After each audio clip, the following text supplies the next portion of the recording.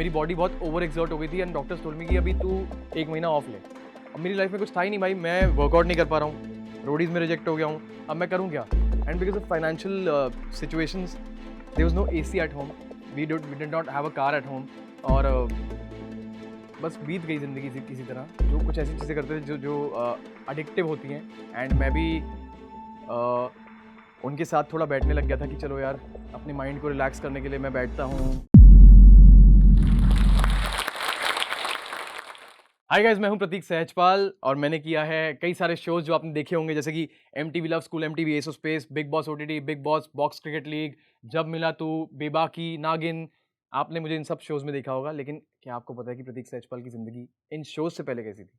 Okay, सो मैं आज अपनी जर्नी के बारे में बात करने वाला हूँ। शुरुआत से शुरुआत करूंगा। जो इसमें कई सारी बातें ऐसी होंगी जो आप लोगों ने सुनी भी होगी, कई सारी बातें ऐसी होंगी जो आप लोगों ने कभी सुनी नहीं होंगी एक्चुअली। सो मेरा जो जन्म है वो हुआ था 18 दिसंबर 1992 में नई दिल्ली में एंड 6:02 या 3 मिनट पे शाम को। तो जब मैं पैदा हुआ ना, डॉक्टर्स ने बोल दिया था कि ब्लड ट्रांसफ्यूजन करना पड़ेगा क्योंकि जॉन्डिस बहुत ज़्यादा हो गया है, बहुत ज़्यादा हाई हो गया है एंड ऐसा था कि मतलब बहुत ही ज़्यादा क्रिटिकल हो गया था सिचुएशन। मुझे तो खैर पता नहीं था, मैं तो छोटा था बहुत, अभी मम्मी बताती है एंड ऑल दैट कि ऐसी सिचुएशन हो गई थी कि बहुत ज़्यादा क्रिटिकल हो गई थी सिचुएशन। तो कुछ तरीके थे कि भाई एक तो ब्लड ट्रांसफ्यूजन करना पड़ता है, जिसमें क्या होता है कि आपकी बॉडी का सारा ब्लड निकालते हैं और नया ब्लड डालते हैं, बिकॉज़ जब जॉन्डिस होता है तो आपका ब्लड जो है इन्फेक्ट हो जाता है बहुत ज़्यादा। सो वो हो गया था एंड बहुत प्रेयर्स वगैरह करने के बाद शुक्र है कि ऐसा कुछ हुआ नहीं, ब्लड ट्रांसफ्यूजन की ज़रूरत नहीं पड़ी एंड ठीक-ठाक तरीके से वो सेटल होने लग गया and I turned out to be like healthy, थोड़ा-थोड़ा करके मैं हेल्दी होने लग गया था एंड ऑल दैट एंड वहाँ से शुरुआत हुई। तो मैं जब छोटा था, जैसे-जैसे बड़ा हुआ, I was a very fun loving kind of a person यार। मैं सोचता था बचपन में कि यार मैं कभी टेंशन नहीं लेता एंड ऑल दैट, यार टेंशन क्या होती है मुझे पता ही नहीं and all that.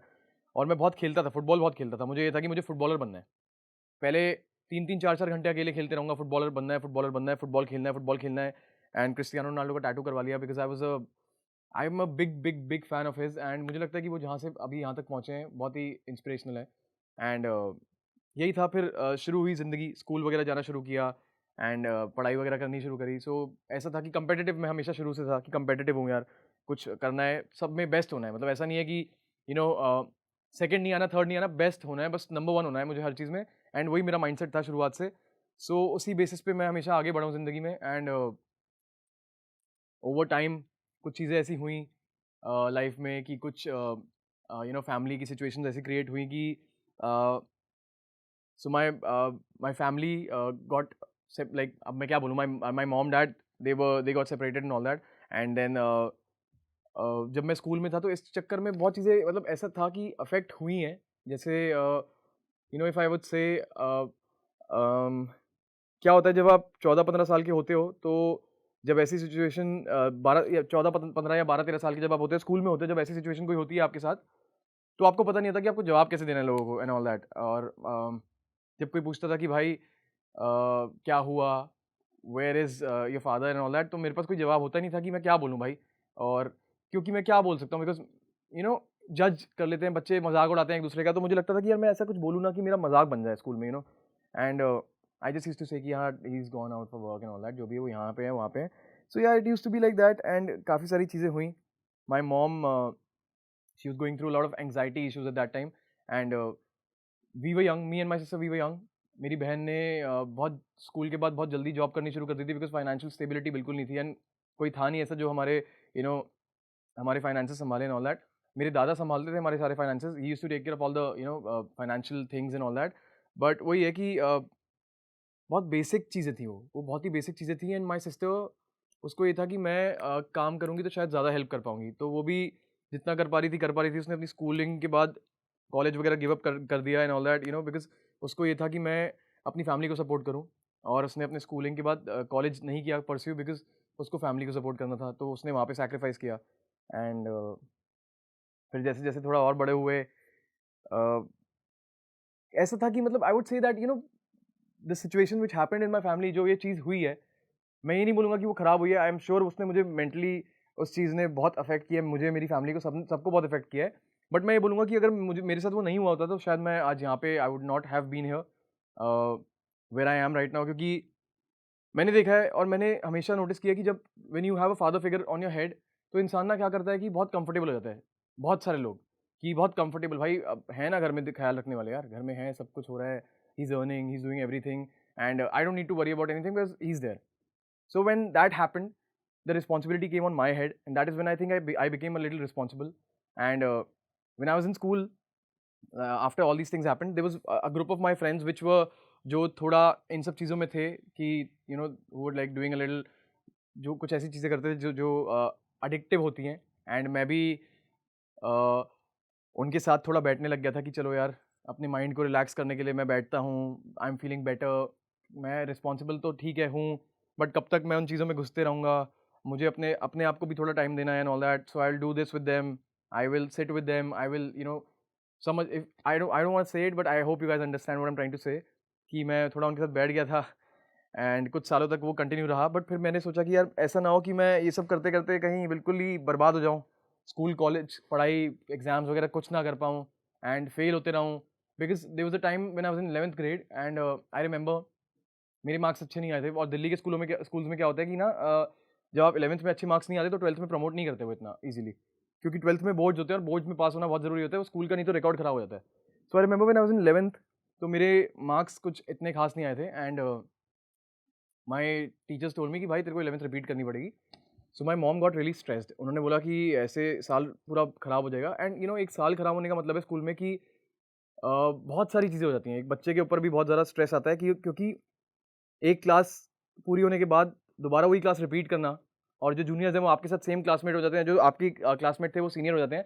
That's a very you know it's a very embarrassing thing for a student also. तो वो झेल नहीं पाता मैं. And my mom is also getting very stressed about it कि भाई क्या करूँ. एक दो स्कूल्स में पता किया कि यार कोई प्रमोट कर दे, 12th में एडमिशन दे दे, बट वो नहीं हो पा रहा था. And I remember there was this time when I went to another school mummy के साथ कि लास्ट ट्राई करते हैं किसी और स्कूल में, क्या पता हो जाए. तो उन्होंने वहाँ से सजेशन दिया तो स्कूल ने कि वापस अपने स्कूल में जाके एक बार रिक्वेस्ट करके देखो अपनी प्रिंसिपल से, क्या पता वो आपको प्रमोट कर दें. आई remember I was standing in the corridor. मतलब ऐसा नहीं था कि मैं बहुत बिगड़ा हुआ बच्चा था, बट पता नहीं उस समय मेरा दिमाग में ना पढ़ाई में मेरा दिमाग, मतलब मेरा दिमाग पढ़ाई पे नहीं लग पा रहा था because of so many things that were happening at home. And I remember कि हम लोग स्कूल में गए मेरे वापस, जो जिस स्कूल में मैं पढ़ता था. And the principal, my mom had tears in her eyes because उनको स्ट्रेस था कि मैं 11th रिपीट करनी पड़ेगी, साल खराब होगा, ज़िंदगी can go, it can go either way. अगर आपके मेंटली इफेक्ट हो गया आपको at such a young age, तो आप इधर भी जा सकते हो, इधर भी जा सकते हो, खराब हो सकती है ज़िंदगी. सो मेरी मम्मी ने बहुत रिक्वेस्ट करी उस दिन. And the principal she came and she slapped on my face that your mom is doing so much for you and you are doing this. तुम ऐसे यहाँ पे इतने कम मार्क्स लेके खड़े हो, तुम्हें शर्म आनी चाहिए यहाँ पे. And she signed the this thing, my promotion letter, and she promoted me to 12th because of my mom. So I would really want to actually, अभी हम थोड़े दिन पहले भी इस बारे में बात कर रहे थे, मेरे मामू आए हुए थे घर पे and we were talking about this. So that slap and the words that she said, and I was just thinking about it थोड़े दिन पहले भी कि यार वो सब चीज़ें मेरे लिए कितनी ज़रूरी थी होना, क्योंकि मुझे उनके बाद ये रियलाइज़ हुआ कि भाई मैं एक एक एक अकेला इंसान तो मैं हूँ. मैं एक एक I am a individual, but along with me as being an individual I have so many people who are connected to me. और मेरे हर एक स्टेप से उनको कॉन्सिक्वेंसेस फेस करने पड़ सकते हैं. अगर मैं पढ़ूंगा तो भी, नहीं पढ़ूंगा तो भी, अगर मैं नहीं पढ़ के कुछ जिंदगी में करूंगा तो भी, और मैं कुछ भी कर रहा हूँ, अगर मैं कहीं पे भी कुछ भी कर रहा हूँ, consequences will have to be faced by my family as well. So all these things slowly and slowly they went in my head. और मुझे लगने लग गया कि भाई ऐसा ना हो कि मैं, because my mom used to tell me one thing when I was a kid that Prateek, whatever happened in the family, जो भी सिचुएशन हुई है, father left whatever, it's okay, but ऐसा ना हो कि कल को कोई बोले कि mom could not take care of the kids. I don't want you to go in that, क्या नाम है, मैं नहीं चाहती कि तुम उधर जाओ, उस रास्ते पे जाओ कि लोग मुझे ऐसा बोल पाएँ और तुम ज़िंदगी में कुछ ना करो. तो वो चीज़ मेरे दिमाग में बहुत बैठ गई यार कि यार नहीं यार, ये तो मैं नहीं होने दे सकता. I love my mom a lot यार. So I thought I will give up on all the things which are not good for me and my family.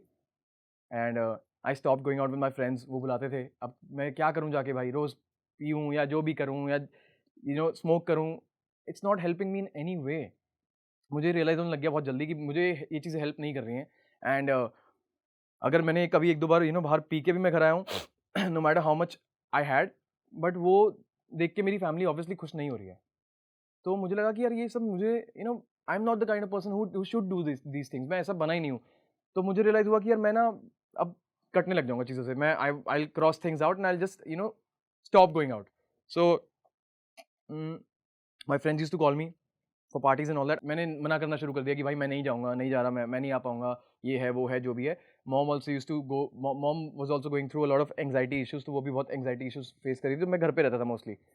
तो मैं और मेरी मम्मी उस समय पे घर पे रहते थे सिर्फ, और घर पे कोई था नहीं। My sister used to be working and दादा-दादी used to live on second floor. दादा used to take off all the, मतलब वो हमारे सारे एक्सपेंसेस का ख्याल रखते थे।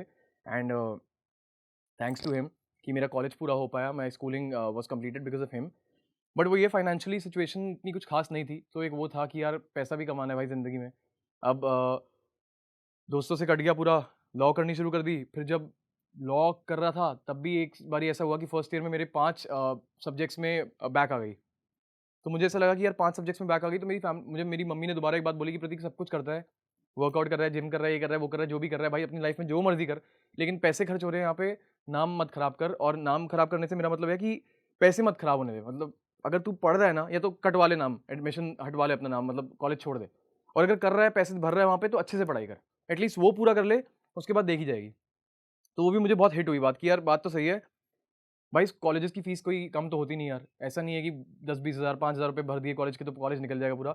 और लॉ कॉलेजेस की फीस, प्राइवेट कॉलेजेस की फीस बहुत ज़्यादा होती है। सो किसी तरह मेरी फैमिली अरेंज करके मुझे पढ़ा रही थी। तो मुझे ऐसा लगा कि यार अब पढ़ा रहे हैं तो मुझे उसको ख़राब नहीं करना यार। मुझे अच्छे से डिग्री करनी है। उसके बाद फिर फर्स्ट ईयर में जब मेरी 5 बैक्स आईं, सेकंड ईयर में प्रमोट तो मैं हो गया। 6 बैक अगर आती तो मैं नहीं होता प्रमोट। बाय चांस वो एज पे रह गया, तो एक तरीके से वो भी सिग्नल था भगवान की तरफ से कि भाई पढ़ ले। तो मैं पढ़ लिया। उस साल पढ़ा, मैं इतना पढ़ा उस साल कि उसके बाद मेरे को इतने मैंने हर चीज़ इतनी ध्यान से पढ़ी है उसके बाद, सेकंड ईयर से लेके 5वीं 5th ईयर तक, कि मैं बिना किताब खोले अपने दोस्तों को सारी पढ़ाई करवा देता था, पूरे लॉ की, सारे सब्जेक्ट्स की, इंटरनल, एक्सटर्नल एग्ज़ाम्स सब में। Because I became so serious about it कि मुझे ये कोर्स पूरा करना है, क्योंकि स्कूल में तो हाथ पैर जोड़ के किसी तरह मेरी मम्मी ने मुझे पास करवा दिया था। एंड कॉलेज में कोई नहीं करा सकता भाई। कॉलेज में कोई मुझे, किसी का खानदान से कोई पास नहीं करवा पाएगा ऐसे, क्योंकि you know college is very difficult. ऐसा है कि वहाँ पे आप नहीं हो सकते पास, अगर आपके मार्क्स नहीं आएँगे तो। तो मुझे वो बहुत डर था कि भाई मेरी कोई बैकग्राउंड ऐसा भी नहीं है कि मैं पॉलिटिशियन बैकग्राउंड से हूँ या मिनिस्टर हूँ, या कोई मेरा बहुत स्ट्रॉन्ग कोई फैमिली में ऐसा बंदा हो जो मेरे को पास करवा दे, ऐसा नहीं था। तो मुझे अपने दम पे ही करना था वो सब कुछ। And thank God I got on the right path. मैंने पढ़ाई करी अच्छे से और मैं पास हो गया। तो 5 साल कॉलेज के बीत गए ऐसे। And there was this time when I had girlfriend college के टाइम पे ही। एंड वही था, मतलब वो भी एक रिलेशनशिप था। And I got very serious. वो 2 साल तक चला था। मैं रिलेशनशिप्स में बहुत ज़्यादा सीरियस हो जाता हूँ। तो मैंने एक चीज़ रियलाइज़ करी कि मैं टाइम अपनी फैमिली को नहीं दे पा रहा हूँ। But I couldn't help it. वो जब वो it was just happening and I just couldn't help it कि यार चलो ठीक है। Because I was always I think craving कि यार कोई प्यार दिल से करे, मुझे भी ऐसा था। And over time when I got a girlfriend, when I got into a relationship, तो मुझे रियलाइज़ हुआ कि यार मुझे प्यार मिल रहा है। But the amount of love that I was giving out, मुझे वो नहीं मिल रहा था। तो मुझे लगा कि यार कुछ तो कमी है। मतलब मेरा दिल जो था ना, वो hurt, I was getting hurt because of that. Because when you love someone so much and you don't get that much of love back, you obviously get hurt यार। कहीं न कहीं हर्ट होता है कि भाई मैं तो इतना कर रहा हूँ, मेरे लिए बदले में ऐसा नहीं हो रहा। And I broke up. Just happened. I don't know how. I was going mad, but luckily there were some things which happened in my life. So there was this one time when I went to a party, and वहाँ पे कुछ ऐसा हुआ कि मेरे दिमाग में से बस ये हुआ, मैंने उस दिन सोच लिया कि भाई अब मेरे को ना इस रिलेशनशिप से हटना है। And it just happened. And then I from those experiences in my relationships I realize कि यार मैं जब रिलेशनशिप में होता हूँ तो मैं अपनी फैमिली को टाइम जितना मुझे देना चाहिए मैं नहीं देता हूँ। मैं बताता हूँ शुरुआत से कि लॉ जब मैंने शुरू किया ना, मैंने एंट्रेंस एग्जाम दिया। आईपी यूनिवर्सिटी का एंट्रेंस होता है। आईपी में काफ़ी सारे कॉलेजेस आते हैं। आईपी यूनिवर्सिटी में एक एमिटी लॉ स्कूल दिल्ली भी आता है, which is affiliated with IP. It's one of the top 10 law colleges in India. तो मैंने जब आईपी यूनिवर्सिटी का एग्जाम दिया एंट्रेंस का, तो उन्होंने मुझे मतलब obviously they used to be like a limited seats होती है कि भाई 120 सीट्स हैं या 110 सीट्स हैं या 100 सीट्स हैं। जिस साल मैंने एंट्रेंस दिया उस साल डबल हो गई सीट्स। मेरा एडमिशन कहीं पे हुआ था किसी कॉलेज में, आई थिंक करकरडूमा में कोई कॉलेज था। वहाँ पे it was not that great college, but मुझे लगा कि चलो ठीक है अब हो गया है। एक साल मैंने ड्रॉप किया हुआ था, तो मुझे लगा कि अब हो गया है, यहाँ पे बिता लूंगा टाइम। बट लकीली उस साल एक्स्ट्रा सीट्स खुली, डबल सीट्स खुली, और मुझे उस कॉलेज में एडमिशन मिला जहाँ पे मैं चाहता था, Amity law school Delhi. But college करते करते भी मुझे ये लगता था कि यार मैं जो ये कर रहा हूँ, मतलब मैं कर तो रहा हूँ, डिग्री पूरी कर रहा हूँ, but I don't know whether do I really want this. My mom, she always used to look at television पे, वो देखती थी, फिल्मों में देखती थी कि यार Shahrukh Khan, Salman Khan and all that. तो उनको ये लगता था कि यार कहीं ना कहीं वो सोचती थी कि मेरा बेटा भी होना चाहिए इस लेवल तक, क्योंकि आई don't know why she wanted it very bad. Like उनके दिल में वो थी बात कि मेरा बेटा वहाँ पे होना चाहिए। She manifested it. एंड वो बातें मैंने एक दो बार उनके मुंह से सुनी, तो मुझे लगा कि यार पता नहीं मुझे लगता है कि मेरी मैनिफेस्टेशन से ज़्यादा उनकी मैनिफेस्टेशन यहाँ पे वर्क करी है, you know, because she wanted to see me there and now I am getting there, so it's like a big big big you know thing and I think मुझे लगता है कि वो सब चीज़ें जो हुई, अगर वो सब चीज़ें होनी ज़रूरी थी उसी तरीके से, ताकि मैं यहाँ तक पहुँच पाऊँ। Because there were so many things happening in life when I was जब वो टीनेज टाइम था, स्कूल टाइम था। स्कूल में ऐसा होता है कि बच्चे यार मज़ाक उड़ाते हैं, तो अच्छा तेरे पास कौन-सी गाड़ी? मेरे पास कोई गाड़ी थी नहीं। फैमिली में कोई गाड़ी नहीं थी। घर पे एसी नहीं लगा हुआ था भाई, गर्मी में भी हम गर्मी में यू नो एसी में बिना एसी के सो रहे हैं। गर्मी में, दिल्ली की गर्मियों में बुरी हालत होती थी। मतलब जैसे कहते हैं ना कि दिल्ली में अगर एसी ना नहीं है आपके घर में, तो आपके लिए बहुत मुश्किल है। And because of financial situations there was no AC at home. We did not have a car at home और बस बीत गई ज़िंदगी किसी तरह, वो समय निकल गया और उससे सब कुछ जानने को, उसके बाद मुझे ये रियलाइज़ हुआ कि भाई ये सब मैंने सैक्रिफ़ाइस चाह के नहीं किया, वो मैंने फ़ेस किया है।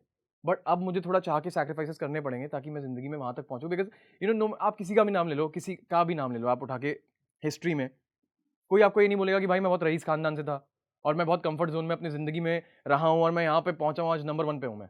चाहे क्रिस्टियानो रोनाल्डो की बात कर लो, एलन मस्क की, किसी की भी बात कर लो। People have gone through stuff. People, ऐसा नहीं है कि वो ज़बरदस्ती you know they are going through stuff. They have gone through stuff. वो हुआ है उनके साथ and that is when they realise कि मुझे हमें अगर कुछ बनना है, and that is when I realise कि अगर मुझे कुछ बनना है, तो मुझे ज़िंदगी में कुछ बनने के लिए कुछ यू नो करना पड़ेगा। मैं ज़िंदगी भर पार्टीज़ करके या ये सब करके, बॉम्बे में रह के, अय्याशी करके मैं वो नहीं बन पाऊँगा जो मुझे बनना है। मैं शायद कुछ नाम कमा लूँ, you know, I will be okay, people will know कि प्रतीक सहजपाल है। But if I want to be the best, then I have to do something which people are not doing to make me the best. तो मेरे दिमाग में हमेशा से वो था। That is when I you know I left going out. I was working out, focusing on myself, focusing on my craft and reality shows से शुरू किया। रोडीज़ में मैं रिजेक्ट हो गया था 2017 में लॉ के बाद। बहुत दिल से गया था वहाँ पे कि भाई सिलेक्ट हो जाऊँगा। पीपल टोल्ड मी कि हाँ, तू सिलेक्ट हो जाएगा, तू जा चंडीगढ़ जा, दिल्ली से चंडीगढ़ जा, सिलेक्ट हो जाएगा, बट नहीं हुआ। And on my birthday I remember मैंने बस अपने घरवालों से एक अल्टीमेटम माँगा था कि भाई एक मौका दे दो, कर लूँगा मैं। It did not work out and then I got a call for this show called Love School and I was like कि यार करना चाहिए, नहीं करना चाहिए, बिकॉज़ कभी नाम नहीं सुना था and it just happened, it happened like that. I remember I had broken up with my one of my girlfriends eight that time और मैं बहुत वर्कआउट कर रहा था, बहुत फोकस कर रहा था कि 3-3 4-4 घंटे वर्कआउट कर रहा हूँ। I got sick, I got really sick because I was working out a lot. मेरी बॉडी बहुत ओवर एक्सर्ट हो गई थी एंड डॉक्टर्स टोल्ड मी कि अभी तू 1 महीना ऑफ ले। अब मेरी लाइफ में कुछ था ही नहीं भाई, मैं वर्कआउट नहीं कर पा रहा हूँ, रोडीज़ में रिजेक्ट हो गया हूँ, अब मैं करूँ क्या? लॉ मुझे करना नहीं है, आगे परस्यू, मतलब मेरी डिग्री पूरी होगी बट मुझे नौकरी नहीं करनी, मैं करूँ क्या भाई? मैं अपना दिमाग कैसे ठीक करूँ? I was heart broken, family needs me financially, मुझे, मैं पैसे कमा के दे दूँ भाई उनको, मेरी ज़िम्मेदारी है ये, बट वो हो ही नहीं पा रहा था कुछ भी।